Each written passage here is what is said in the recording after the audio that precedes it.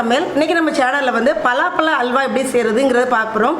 பலாப்பழத்தில் நிறைய health benefits இருக்குது. பலாப்பழம் பிடிக்காதவங்களே இருக்க மாட்டாங்க. பட் சுகர் கான்சியஸ் உள்ளவங்க வந்து பலாப்பழம் அவாய்ட் பண்ணுறது ரொம்ப நல்லது. ஏன்னா வந்து ரொம்ப ஸ்வீட் ஃப்ளேவர் இருக்கும். பலாப்பழத்தில் விட்டமின் சி இருக்குது, ஏ இருக்குது, பொட்டாசியம் இருக்குது.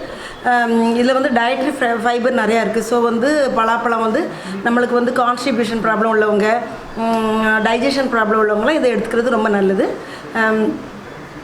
பலாப்பழம் வந்து இப்போ சீசன். நான் வந்து கேரளா டூர் போயிருந்தேன். ஸோ அங்கேருந்து நான் வாங்கிட்டு வந்தேன். சீசன் பலாப்பழத்தில் நிறைய வெரைட்டி இருக்குது. இது வந்து செந்துழுவை அப்படின்னு சொல்கிறாங்க. மற்ற அது வந்து லைட்டாக ஆரஞ்சு கலரில் இருக்குது.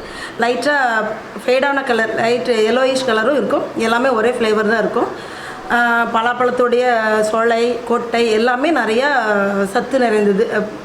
இதை வச்சு இன்றைக்கி வந்து அல்வா எப்படி பண்ணுறதுன்னு பார்க்கலாம். வாங்க பார்க்கலாம். இந்த பலாப்பழ அல்வா செய்கிறதுக்கு தேவையான பொருட்கள்னு பார்த்தா பலாப்பழம், அதுதான் மெயின். பலாப்பழத்தை நான் வந்து கட் பண்ணி அதோடைய பல்பு மட்டும் அதோடைய சொலை மட்டும் நான் எடுத்து வச்சுருக்கேன். பலாப்பழம், நெய், வெல்லம் அண்டு கேஷ்யூ நட்ஸ், இவ்வளோ தான் இதுக்கு தேவையான பொருட்கள். இது வந்து பலாப்பழம் சில சொலை வந்து ரொம்ப தித்திப்பாக இருக்கும். நீங்கள் வந்து அப்படி ரொம்ப தித்திப்பாக இருந்துச்சுன்னா நீங்கள் கொஞ்சம் வெல்லம் குறைச்சி போட்டுக்கலாம். மற்றபடி நான் 1 கப் பலாப்பழ சொலைக்கு வந்து 1 கப் வெல்லம் எடுத்திருக்கேன். அதை வந்து பொடிச்சு வச்சுருக்கேன். நம்ம வந்து ஃபஸ்ட்டில் அந்த வெல்லத்தை கொஞ்சோண்டு அந்த வெல்லம் லைட்டாக முங்குற அளவுக்கு மட்டும் தண்ணி தெளித்து அதை காய்ச்சி அதை வடிகட்டி எடுத்து வச்சுக்குவோம். ஏன்னா வந்து அதில் சம்டைம்ஸ் தூசிகள்லாம் இருக்கும். ஸோ வந்து அதை நம்ம ஃபஸ்ட்டில் வடிகட்டி எடுத்து வச்சு அதுக்கப்புறம் அந்த பலாப்பழ சொலையை வந்து நம்ம மிக்சியில் நல்லா கிரைண்ட் பண்ணிக்கிடணும். இதை வந்து நல்லா கிரைண்ட் பண்ணிக்கிடணும். ரொம்ப பேஸ்ட்டாக வேண்டாம், கொஞ்சம் லைட்டாக அப்போ அல்வா நல்லாயிருக்கும் சாப்பிடும்போது. அந்த மாதிரி அதை கிரைண்ட் பண்ணிக்கிடணும். கேஷ்யூ நட்ஸை நெய்யில் வறுத்து வச்சுக்கிடணும். வாங்க பார்க்கலாம். இப்போ நான் பாத்திரத்தை ஸ்டவ்வில் வச்சு ஸ்டவ் ஆன் பண்ணிட்டேன். நம்ம வந்து அந்த வெல்லத்தை வந்து நான் நொறுக்கி வச்சுருக்கேன். அதை இதில் சேர்த்துக்கலாம். லைட்டாக அது முங்குற அளவுக்கு லைட்டாக நம்ம தண்ணி ஆட் பண்ணால் போதும். இப்படி லைட்டாக ஆட் பண்ணால் போதும். அது கரையட்டும். கரைஞ்சப்போ நம்ம வடிகட்டி எடுத்துக்கலாம். ஃபஸ்ட்டில் நம்ம இந்த கேஷ்யூ நட்ஸை நம்ம நல்லா வறுத்து எடுத்துக்கலாம்.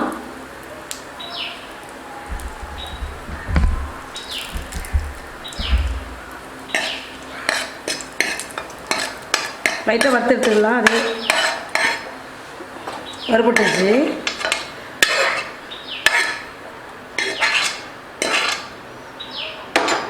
இப்போ வந்து ஃப்ளேமை நம்ம கம்மியாக வச்சுட்டு நம்ம வந்து பாகு காய்ச்சி வச்சுருந்தோம்ல, அந்த பாகு நான் வடிகட்டி எடுத்து வச்சுருக்கேன்.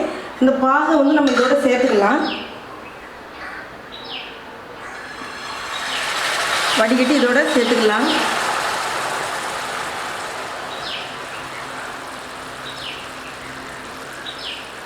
தூசிலாம் ரொம்ப இந்த மாதிரிலாம் சுத்தமாக இருக்குது. சம்டைம்ஸ் சில இதில் வந்து தூசிகள் நிறையா இருக்கும். கலக்கி விட்டுக்கோங்க. அதை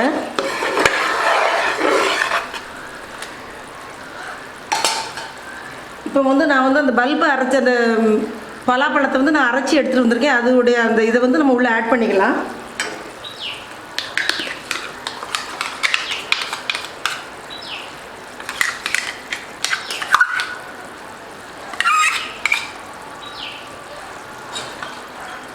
இப்போ அந்த பலாப்பழத்தை நம்ம வந்து உள்ளே ஆட் பண்ணிட்டோம். நல்லா அதை வந்து கலந்து விட்டுக்கோங்க. இதுக்கு வந்து கீ நிறையா தேவைப்படாது, நெய் வந்து நிறைய தேவைப்படாது.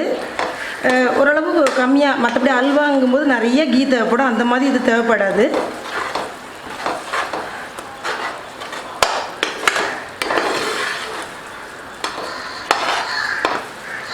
அந்த வெள்ளை பாகுலேயே வந்து அந்த பலாப்பழம் நல்லா வேகட்டும்.